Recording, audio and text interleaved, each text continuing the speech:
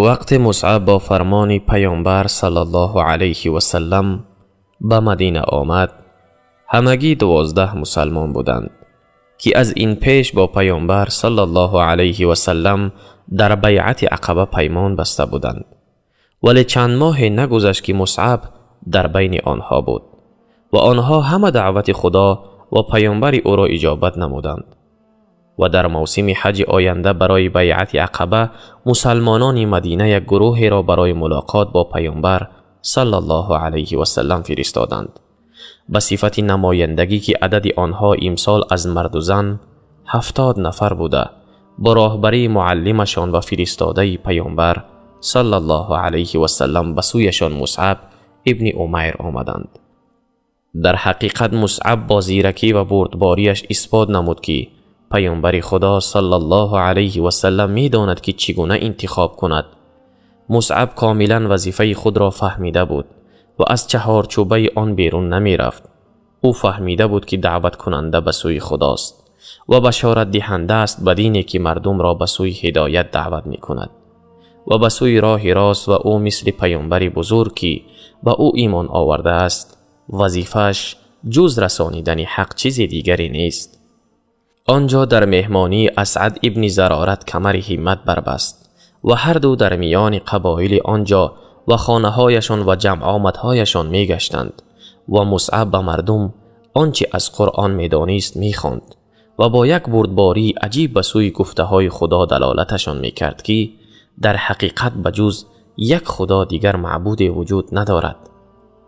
در بعض حالتها با واقعات روبرو می شد که اگر بزرگی عقل و کمالات روحی او نمی بود، به هلاکت وی و کسانی که همراهش بودند می انجامید. روز هنگامی که او به مردم وعظ و نصیحت می گفت، ناخواست اسید ابن حضیر پیشوای بنی اشهل با او مقابل شد.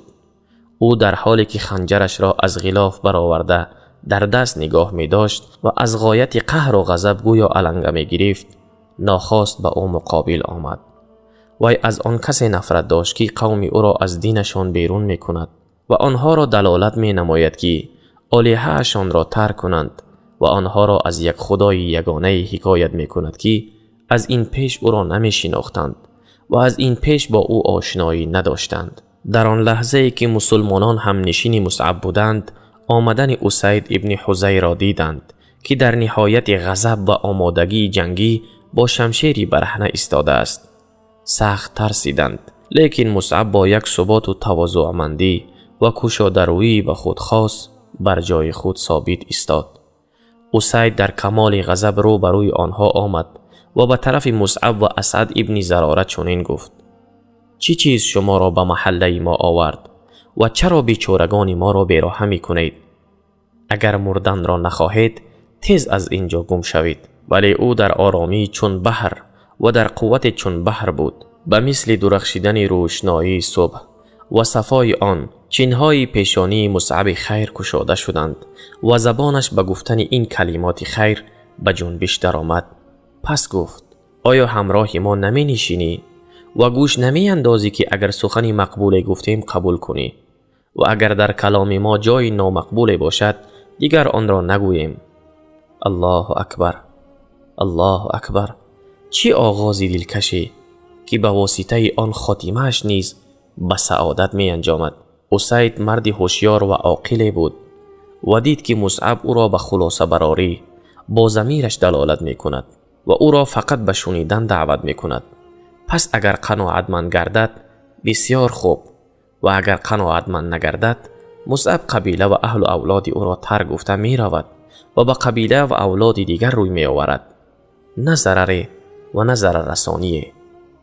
اینجا اسید او را چنین جواب داد: با انصافانه گفتی، و خنجرش را به زمین انداخت و برای گوش کردن نشست. و مصعب به خواندن قرآن ادامه داد و دعوتی را که محمد ابن عبدالله صلی الله علیه و سلم آورده بود تفسیر نمود و شرح داد تا اینکه پیچ‌های پیشانه اسید درخشیدند و روشنایی یافتند و با تأثیر سخنها تغییر خوردند و از زیبایی آن کلام لباس دیگر به خود کردند. و همین که مصعب سخنش را به پایان رسانید، اسید ابن حضیر به او و همراهانش خطاب نموده گفت: چی سخنی خوبه و چی سخنی راسته؟ اگر کسی خواهد که در این دین درآید باید چیکار کند؟ پس مسلمانان تحلیل لا اله الا الله گفتند که زمین و زمان به لرزه درآمد و مصعب به او گفت لباسش را و بدنش را پاک می گرداند و گواهی می دهد که بجز الله معبودی دیگری وجود ندارد. بعد این اسید چند لحظه غایب گردید.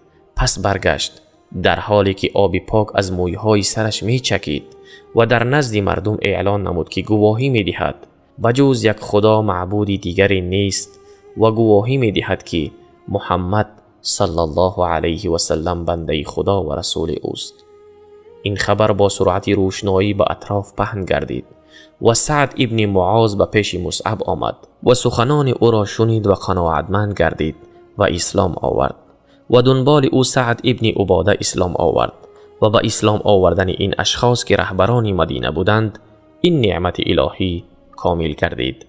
و چون ساکنان مدینه به یکدیگر روبرو می شدند از یکدیگر سوال می کردند اگر اسید ابن حضیر و سعد ابن معاذ و سعد ابن عباده اسلام آورده باشند پس چرا ما عقب مانیم؟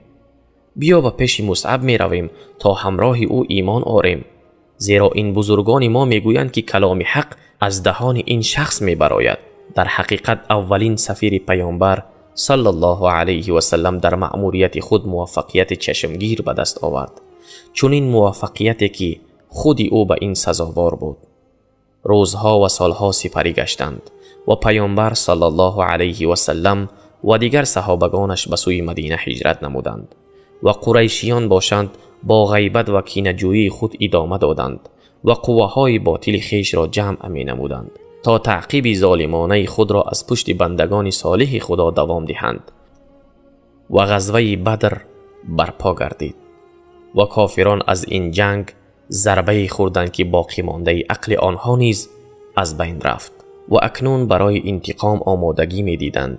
و غزوه احد دایر گردید و مسلمانان صفهای جنگی خود را آماده می کردند و پیامبر صلی الله علیه و سلم در قلب صفهای مسلمانان نظر می کرد تا از بین آنها کسی را یابد که بیرق جنگ را بردارد. در آخر مصعب را نزدش خواند و او پیش آمده بیرق را برداشت. این معرکه دهشتناک علنگه می گرفت و زد و خورد نیز در اوج بود و تیراندازان وقتی دیدند که مشرکان شکست خورده عقب نشینی می نمایند فرمان پیامبر را اطاعت نکردند و از جایهای خود که در بلندی کوه بود پایان آمدند.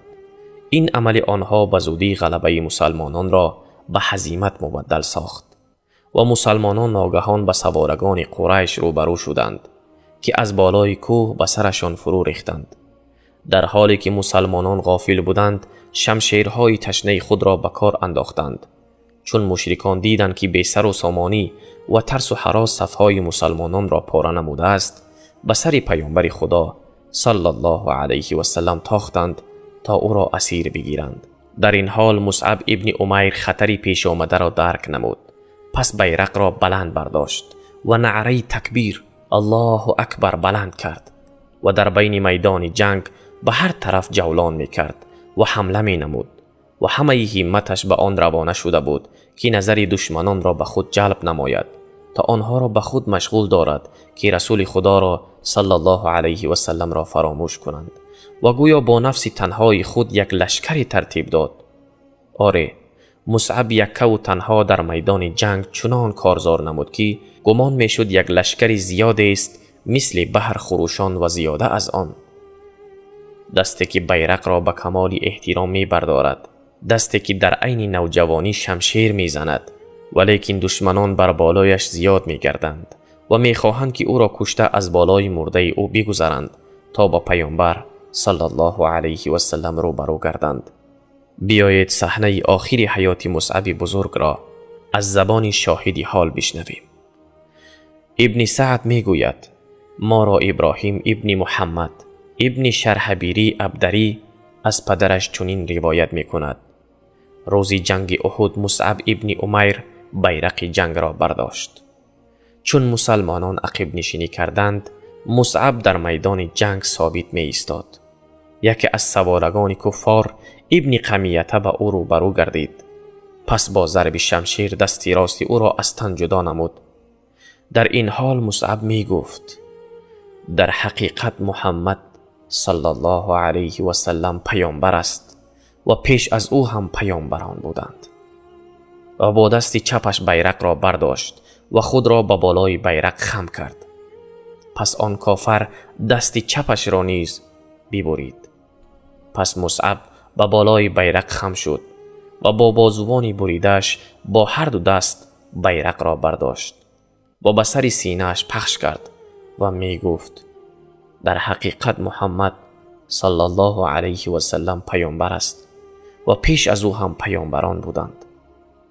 پس آن کافر باری سوم به او حمله کرد و با نیزه او را چنان زد که نیزه از آن طرفش گذشت و نیزه نیز شکست و مصعب به زمین افتاد و بیرق نیز بر روی زمین زد. مصعب افتاد و بیرق نیز افتاد.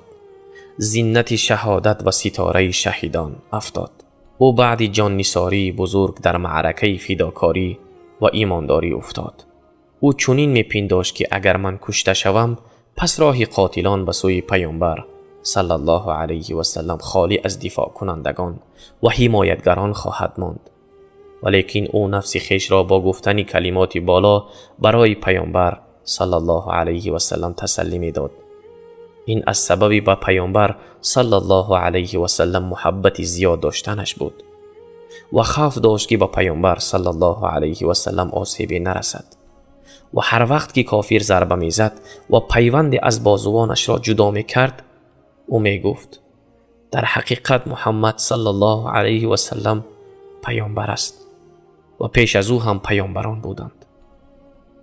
این آیت است که بعدتر نازل شد که گشته و برگشته تکرار می شود و وحی الهی او را کامل ساخت و او را قرآن گردانید که همه تلاوتش می کنند. بعدی به آخر رسیدن این معرکه هولناک جسد این شهید پاک را رو به زمین خوابیده یافتند که رویش در حالی با خون پاکش سراسر آلوده در خاک فرو رفته بود. گویا می ترسید که حتی در حال جسد خشک شده بودنش نبیند که چگونه دشمنان به پیامبر صلی الله علیه و سلم ضرر می رسانند.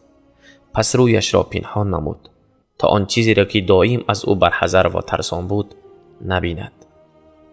یا گویا در خجالت بود پیش از آن که مطمئن شود که رسول خدا صلی الله علیه و سلم نجات یافت و پیش از آن که تا آخر وظیفه خود را که حمایت و دفاع پیامبر صلی الله علیه و سلم بود انجام بدهد شهید گردید. خدا یارت باد ای مصعب، ای کسی که یادی تو خوشبویی زندگانی است. پیامبر خدا صلی الله علیه و سلم با همراهی اصحاب برای دیدن زمین معرکه احد آمدند تا با شهیدان وداع نمایند و در نزد جسد مصعب اشک زیاد ریخته شد. خباب ابن ارت میگوید ما با همراهی پیامبر خدا صلی الله علیه و سلم هجرت نمودیم، در راه خدا و طلب رضای خدا را داشتیم، پس اجر و ثواب ما نزد خداست. بعضی از ما در راه خدا شهید گردید و فایده عملش را در دنیا نچشید. از جمله این اشخاص مصعب ابن عمیر بود. او روز غزوه احد به شهادت رسید و ما چیزی نداشتیم که او را تکفین کنیم مگر لباسی علاچه‌ای. پس وقتی او را به طرف سرش می کشیدیم پایهایش لوچ می ماندند و هرگاه پایهایش را می پوشانیدیم سرش عریان می شد. پس پیامبر خدا صلی الله علیه و سلم به ما گفت این لباس را به طرف سرش پوشانید و آنچه از پایهایش که لوچ می ماند با علف ازخیر یک نوع خار است پوشانید. با وجود الم و حزن زیاد که سببش مصیبتی به سر پیامبر صلی الله علیه و سلم آمده بود، آن هم شهادت عمکش حمزه رضی الله عنه و بریدن گوش و بینی و دیگر عضوهای او از طرف کافران که آب دیدگان پیامبر صلی الله علیه و سلم را ریزانید و دلش را درمند نمود، با وجود پر بودن زمین معرکه جنگ از یاران پیامبر صلی الله علیه و سلم که هر یکی در نزد پیامبر صلی الله علیه و سلم یک جهان از راستی و پاکی و نور بودند، با وجود همه این پیامبر صلی الله علیه و سلم در نزد جسد اولین سفیرش ایستاد و او را وداع نمود و در حقش سخن گفت. آره، پیامبر خدا صلی الله علیه و سلم در نزد مصعب توقف کرد و نگاه پیامبر صلی الله علیه و سلم با نور خاصه و مهربانی و وفاداری اطراف مصعب را فرا گرفت و پیامبر صلی الله علیه و سلم چنین گفت: بعضی از مؤمنان کسانی اند که به عهدی با خدا کردهشان صادق ماندند. پس با نظری تأسف آمیز به آن لباس علاچه‌ای که کفنش کرده بودند نگریست و گفت: به تحقیق من تو را در مکه دیده بودم که در آن وقت کسی از تو دیده خوش لباس و با مویهای شانه زده بهتر نبود. اکنون این توی با مویهای ژولیده در این پارچه کهنه خوابیده ای. پس پیامبر خدا صلی الله علیه و سلم در حالی که با نظر مرحمتش زمین معرکه جنگ و شهیدان همصف مصعب را از نظر می گذرانید، با آوازی بلند ندا کرد و گفت: در حقیقت پیامبر خدا صلی الله علیه و سلم گواهی می دهد که شمایان در روز قیامت در نزد خدا شاهدان هستید. بعد از آن رو به جانب صحابگان زنده که در اطرافش بودند کرد و گفت: ای مردم، این شهیدان را زیارت کنید و به پیششان بیایید و به آنها سلام بدهید. قسم به ذاتی که نفس محمد صلی الله علیه و سلم به دست اوست، هیچ کسی تا روز قیامت به آنها سلام نمی کند مگر که سلامش را علیک می گردانند. سلام بر تو ای مصعب، سلام بر تو ای مصعب، سلام بر شما ای جماعت شهیدان، سلام بر شما و رحمت خدا و برکتهایش بر شما باد. از الله تعالی می خواهیم که بمان شجاعت و غیرت مصعب را هدیه نماید. السلام علیکم و رحمت الله و برکاته.